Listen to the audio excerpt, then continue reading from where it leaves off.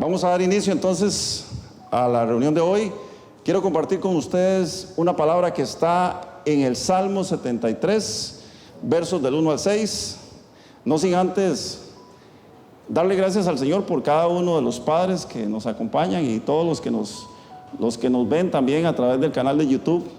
Bendiciones para todos en este día, que aunque es un día que celebra el comercio, pues nosotros lo celebramos directamente con nuestro Padre Dios, que es nuestro Padre Celestial. Así que hoy celebramos el Día del Señor también. Salmo 73, versos del 1 al 6, dice la palabra del Señor: ciertamente es bueno Dios para con Israel, para con los limpios de corazón. En cuanto a mí, casi se deslizaron mis pies, por poco resbalaron mis pasos, porque tuve envidia de los arrogantes, viendo la prosperidad de los impíos, porque no tienen congojas por su muerte, pues su vigor está entero. No pasan trabajos como los otros mortales, ni son azotados como los demás hombres. Por tanto, la soberbia los corona, se cubren de vestido de violencia. Un tema muy común en nuestros tiempos, en nuestros días, y ha sido una preocupación casi que de la humanidad de siempre. Esta semana estábamos en una tertulia de las que se forman mientras se toma café. Esta semana estábamos ahí en mi bufete de abogado y hablábamos acerca de un tema que la mayoría de la gente no deja de preocuparle. Es un tema de casi que del día a día. Y precisamente es el hecho de que algunas personas caminan por la vida teniendo prácticamente mucha facilidad en todo lo que hacen. No sé si ustedes lo han notado. Hay gente que todo se les da, todo es fácil, todo es un vacilón, como decimos nosotros. Es decir, no trabajan ni hacen esfuerzo por trabajar, y a cambio de su no trabajar, de su inactividad, de su vagabundería, holgazanería, porque eso es lo que hacen, reciben dinero, reciben ingresos que les permiten vivir bien. La mayoría de ellos nacen, crecen y mueren siendo parte de una familia acomodada. Entonces el tema surgió a raíz de esa situación, y pensando en lo difícil que está la situación económica, de cómo el trabajo escasea por tiempos, y tal vez para el que no ha tenido que vivir una vida de trabajador independiente, como el caso de nosotros, como el caso mío, o de profesional liberal, el tener una oficina abierta al público es como cuando usted se va para un río y alista su caña de pescar y le pone su sedal, se busca el mejor lugar y tira la cuerda y espera a que el pez pique. Hay días en que el pez no pica, a veces hay semanas en que no pica, y así sucede igual en las oficinas de abogados. Entonces los trabajos, aunque uno puede tener trabajo todos los días, pero el ingreso no es constante. Entonces uno de mis socios de la oficina, uno de mis colegas, hablaba acerca de esta situación. A él le causa mucha duda, y precisamente al observar, al ver cómo el mundo se mueve y cómo, según palabras de él, según decía él, la vida no es justa muchas veces. Por supuesto que, y es bueno aclararlo, aclaro que esta persona no es un creyente evangélico. Él es un creyente, pero no es un creyente evangélico. En general, él no entiende lo que debería ser la mecánica, o cómo funciona la mecánica de Dios en estos asuntos. Él cree que la justicia distributiva de Dios debería ser diferente. O sea, nosotros los que tenemos conceptos de justicia, por lo general decimos, es que eso no es justo. Bueno, ¿y qué es justo y qué no es justo? Dios es justicia, y Dios nos dio a todos la salvación, si la queremos aceptar. Pero hay otra justicia que se llama la justicia distributiva. La justicia distributiva es darle a cada uno lo que le corresponde. Este es un concepto que desarrollaron los pensadores griegos hace muchos años, y Platón habló de eso. Platón decía que había que darle a cada uno lo que le correspondía. Entonces él hablaba de ese concepto porque tal vez sea algo que uno aplica mucho por la formación que tiene como abogado, y hablaba acerca de la justicia distributiva de Dios. Entonces yo le decía, es que no existe la justicia distributiva de Dios. O sea, de pronto él cree que meterse en estos asuntos y de parte de Dios debería ser el ideal y hacer que todos reciban por igual lo que él considera las bendiciones. Bueno, ya nosotros sabemos que no hay bendiciones, que las bendiciones como tales no son lo que nosotros visualizamos. Pero hago la parte porque yo sé que este tema también muchos cristianos lo rumean constantemente. Me decía también ese amigo que a él le sorprende ver cómo hay personas evangélicas y ya ahí se metió con nosotros. Recordemos que nosotros los evangélicos siempre estamos en la mira de la gente, siempre estamos en el ojo del huracán, siempre somos la comidilla de muchos y muchas veces somos el ejemplo, gracias a Dios que sí. Pero decía que él no entendía cómo hay personas evangélicas que viven, se pasan la vida hablando de Cristo y no se ve en ellos ningún resultado. O sea, en otras palabras, no muestran lo que para nosotros o lo que para la Biblia debería ser el testimonio que deberíamos dar como hijos de Dios. Y ahí estábamos, ahí seguimos hablando y otro de mis compañeros de tertulia le decía a ese amigo que en algún momento a esas personas se les va a acabar la cuerda y que en algún momento van a estar delante de la presencia de Dios y van a tener que darle cuentas a Dios, como todos nosotros tendremos que darle cuentas a Dios. Y a raíz de eso le citamos el Salmo 73. Pero yo creo que mi amigo quedó igual sin entender. Sin embargo, he traído este tema hoy porque me parece que es un tema importante, es un tema que nosotros deberíamos de manejar.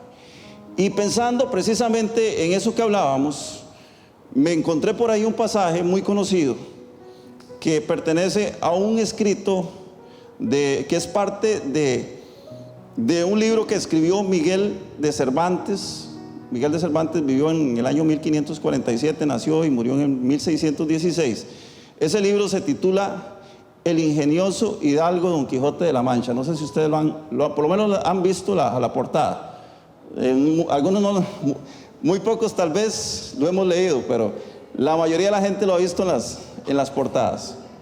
Y les voy a leer un pasaje porque precisamente tiene mucha relación con lo que estamos hablando. Don Miguel de Cervantes desarrolla un personaje que es muy conocido, que se llama Don Quijote de la Mancha. Y Don Quijote de la Mancha tiene un compañero que se llama Sancho Panza. Cuando ellos hacen sus recorridos, siempre hacen unas conversaciones muy profundas. Es un libro bastante profundo y a veces hasta difícil de entender. Le dice Don Quijote a su compañero, abro comillas: querido Sancho, compruebo con pesar cómo los palacios son ocupados por gañanes y las chozas por sabios. Nunca fui defensor de los reyes, pero peores son los que engañan al pueblo con trucos y mentiras, prometiendo lo que saben que nunca les darán. País este, amado Sancho, que destronan reyes y coronan piratas, pensando que el oro del rey será repartido entre el pueblo, sin saber que los piratas solo reparten entre piratas. Y cierro comillas. Aquí el escritor utiliza el término gañán, porque está escrito en español bastante antiguo, el término gañán como sinónimo de un hombre rudo, de un hombre inquebrantable, tal vez por su temperamento, y dice que esos son los reyes, esos son los que gobiernan, los que están a cargo del mundo y viven en palacios y viven entre lujos. Pero hay otra clase de hombres y él los llama los sabios y los humildes, los que viven de una forma ordenada, de una forma correcta.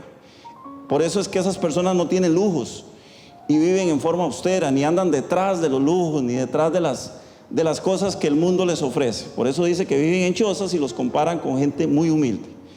Dice que también en el país existe una costumbre, y es que los reyes, que en algún momento fueron defensores del orden y la ley, llámese en esto lo que en otro tiempo a nosotros nos enseñaron como la moral, como el orden, como las buenas costumbres, dice que los reyes que fueron defensores del orden y de la ley, un día van a ser sustituidos por el mismo pueblo, quien pondrá en su lugar a alguien peor, esperando que ese peor llegue a ser mejor, esperando que ese peor en algún momento reparta, como decimos nosotros, que reparta la riqueza.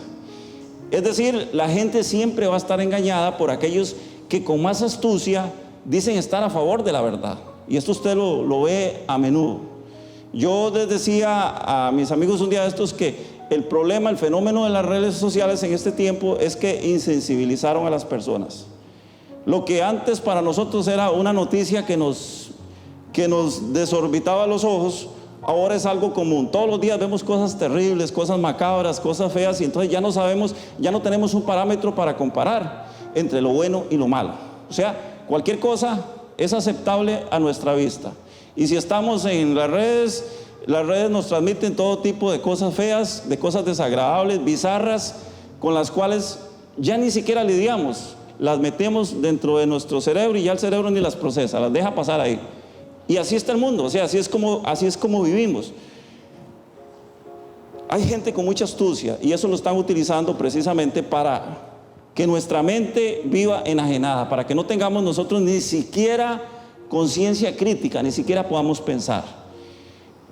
Esta gente engaña a los demás y cuando llega la hora en que se supone que deberían de repartir el botín, todo queda en manos de aquellos que no tienen ningún temor de Dios.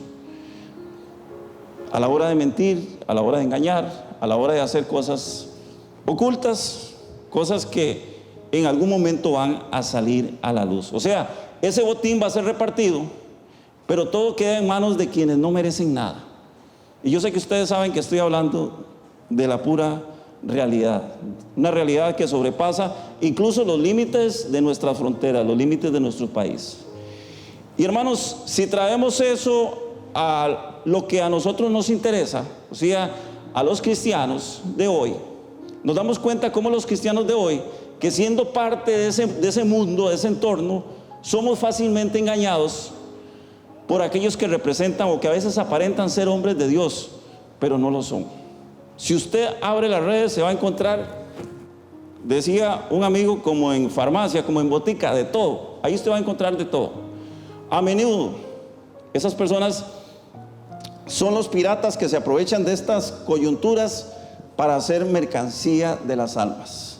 Hoy en este momento yo le garantizo a usted que hay mucha gente que ya ni siquiera cree en Dios, ni siquiera espera la venida de Jesucristo, porque su mirada se ha perdido en un mundo de mentira, en un mundo de maldad, escondido exactamente detrás de lo que aparenta ser la predicación de la palabra de Dios. Nos convertimos en mercancía voluntariamente cuando andamos por ahí buscando apariencias y no cultivamos una relación genuina con Dios. A pesar de que, lo hemos dicho muchas veces, hemos insistido mucho a la gente, no necesitamos tener una religión, necesitamos tener una relación con el Señor. Cuando usted tiene una relación con el Señor, usted va a disfrutar de la palabra de Dios, usted va a buscar de la palabra de Dios y usted va a andar en la presencia de Dios. Pero cuando lo que tenemos es una religión, entonces todo lo que está a nuestro alrededor nos carcome, nos permea, nos moja, como cuando salimos a la calle y no llevamos sombrilla y está lloviendo y comenzamos a caminar y decimos, no, esto es poquito, eso son unas gotillas, un chubasco, un pelo de gato. Pero cuando seguimos caminando y de pronto nos damos cuenta que estamos mojados. Igual nos pasa con las cosas del mundo cuando nos dejamos engañar, nos dejamos seducir. Por eso es que el Quijote de la Mancha llama gañanes y piratas. Son gente sin ningún escrúpulo que anda haciendo mercancía de las almas. Y eso nosotros como cristianos tenemos que tenerlo muy claro. Este Salmo 73, cuya escritura se le atribuye a Asaf. Asaf era uno de los músicos principales en los tiempos del rey David. Y aquí nos da una lección muy importante con respecto a lo que debe ser nuestra conducta frente a la vida. Recordemos esto, hermanos, que es algo que tal vez la mayoría de las veces no lo meditamos.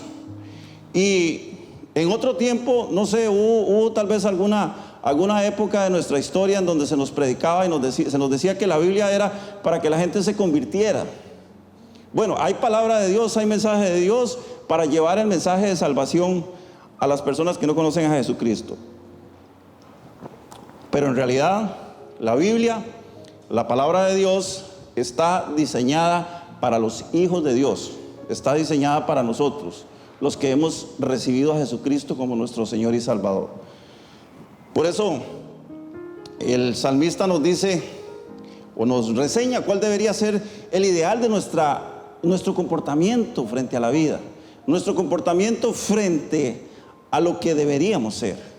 Y dice el verso 1, ciertamente es bueno Dios para con Israel, para los limpios de corazón. ¿Cómo es Dios? Según ese verso dice que Dios es bueno.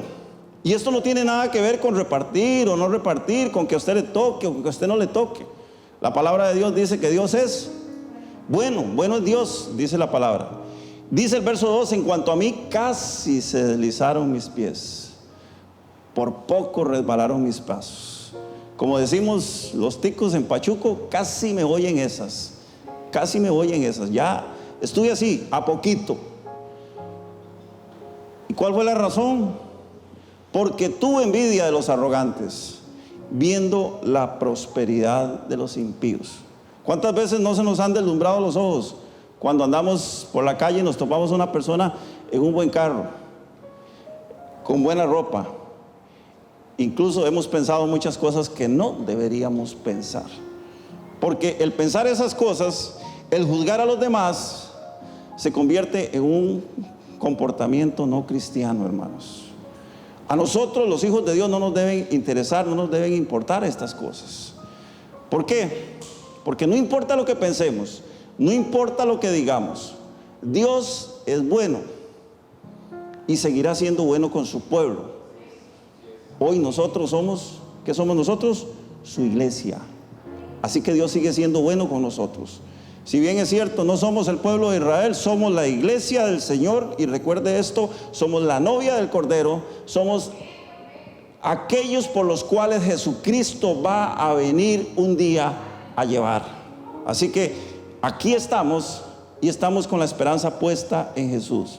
Si tenemos un corazón limpio y nos abocamos a pensar correctamente, recuerde que nuestros pensamientos también tienen que sujetarse a la palabra de Dios. Nuestros pensamientos tienen que sujetarse a los pensamientos de Dios. Nuestra mente tiene que ser entrenada para vivir correctamente y para hablar conforme a la palabra de Dios. Lo que hagan los demás, hermanos, no nos debería mover el piso. Lamentablemente nos está moviendo el piso. Lamentablemente por el mismo fenómeno que les estoy contando. Hemos sido llevados de un lugar para otro, nos convertimos en la misma gente, porque somos parte de ese mundo y actuamos como si no conociéramos a Dios.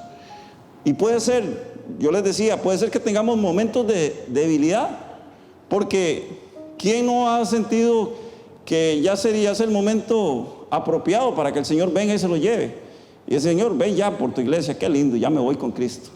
Pero llega un momento en el cual decimos, uy, no. Todavía me falta, Señor, no venga todavía, porque si usted viene yo me quedo, probablemente no me voy con usted. Entonces, esos momentos de debilidad son los que el enemigo aprovecha para producir envidia, y para que pensemos cómo es que hay personas que supuestamente tienen más suerte que nosotros. Recuerde que la suerte no existe, hermanos. Debemos recordar que el mundo es una lucha. El mundo es una lucha. Vivir en este mundo es una lucha.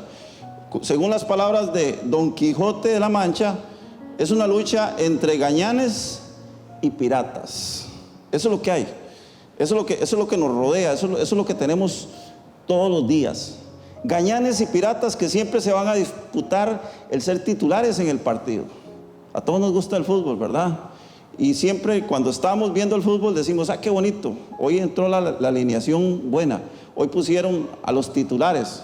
Pues bueno, a nosotros nos gustaría ser titulares en el partido, nos gusta siempre entrar jugando, ¿verdad? Esta gente, los gañanes y los piratas, como dice Don Quijote de la Mancha, son los que siempre van a disputar el ser titulares en ese partido que se llama la vida. ¿Por qué? Por una razón muy sencilla, y es que ellos han apostado a jugar ese partido aquí en la tierra y no tienen sus ojos puestos en la eternidad. No tienen sus ojos puestos en la eternidad. Y a nosotros nos pasa a menudo cuando desviamos nuestra vista. Por eso es que el salmista, Dios le reveló que debía escribir eso. Dice, por poco me resbalo, por poco me voy en esas, por poco me caigo. ¿Por qué? Porque vi a los impíos prosperando, porque vi su arrogancia, porque los vi cómo se comportaban y decía yo, bueno, ¿cómo es que yo, siendo un hijo de Dios, tengo que pasar estas cosas? ¿Por qué a mí me toca que pasar esto? Cuando el apóstol Pablo le escribe a los Gálatas, capítulo 6, verso 7, nos habla de algo que nosotros en algún momento vamos a tener que recoger según sea nuestra siembra. El famoso concepto de la siembra y la cosecha que todos conocen.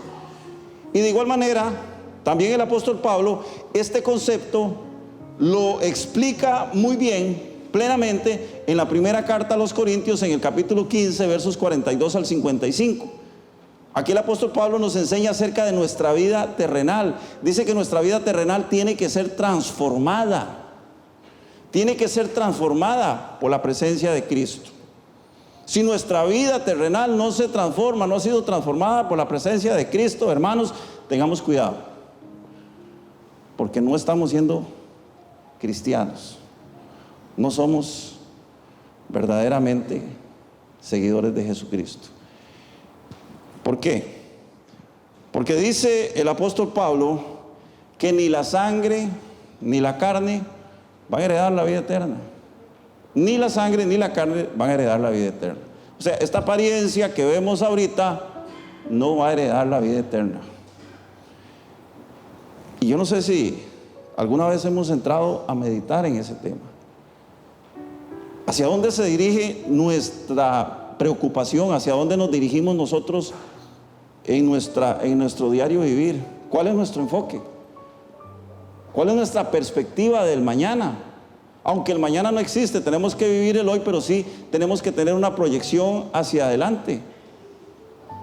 ¿Hacia dónde van nuestros desvelos? Porque noche a noche hay algo que nos quita el sueño. Y ese algo que nos quita el sueño no es el anhelo de la eternidad, no es el anhelo de estar en los brazos del Señor, no es el anhelo de estar en la presencia de Dios eternamente. Siempre hay algo que nos quita el sueño.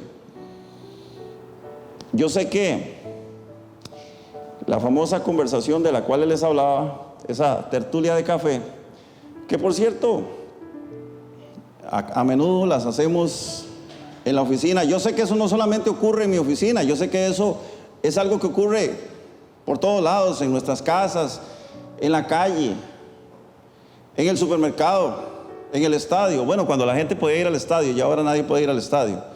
Dicen que pronto podremos ir, esperemos que sí. A los que les gusta ir al estadio, a mí no me gusta, etcétera. Hay tantos lugares donde podemos ir, y ahí siempre va a estar presente ese tema de conversación. Jesús dijo en el Evangelio de San Marcos, capítulo 4, verso 22, porque no hay nada oculto que no haya de ser manifestado, ni escondido que no haya de salir a la luz. Interesante. Ahora que hemos visto que se destapan tantas cosas en nuestro país, los problemas que ya todos conocemos, no vamos a hablar de eso, no es el tema, pero eso es solo un ejemplo. Ahora, sepa y entienda esto: si usted y yo somos hijos de Dios, todo lo que hagamos en lo oculto, todo con lo cual engañemos, mintamos, disfracemos, distraigamos, en primer lugar Dios lo está viendo, número uno, y algún día eso va a salir a la luz. Así que nosotros como cristianos no podemos andar jugando de vivos, hermanos. No podemos andar jugando de vivos. Por una razón muy sencilla. Número uno, la palabra de Dios dice que tenemos que hacer cartas leídas. Cartas leídas. ¿Qué tipo de cartas leídas estamos haciendo? ¿Hacia dónde está yendo nuestro testimonio como hijos de Dios? Si hoy nos ven morirnos por alguna cosa de la cual carecemos y queremos tenerla, y mañana estamos levantando manos adorando a Dios, ¿quién nos va a creer? ¿Quién nos va a creer? Recuerde que nuestro mensaje tiene que ir hacia la gente que no conoce de Cristo. La gran comisión lo dice muy claramente. Es el tiempo de ir a recoger la cosecha, dice el Señor. A la verdad, la mies es mucha y los obreros son pocos. Y como eso lo hemos escuchado ya tantas veces, como nos lo han repetido hasta el cansancio, e incluso cuando abrimos nuestras Biblias, lo leemos, en los evangelios decimos, sí, la mies es mucha, los obreros son pocos. Rogad al Señor de la mies que mande obreros. No, el Señor nos está diciendo que nosotros somos esos obreros que tenemos que ir a recoger la cosecha. Y no estamos recogiendo la cosecha en primer lugar. ¿Y por qué no estamos recogiendo la cosecha? Porque siempre decimos, a ese se le predica y ese es un burro, es un terco, no hace caso. Mire, eso no le importa a usted, ni debe importarle. Si usted predicó la palabra, recuerde esto.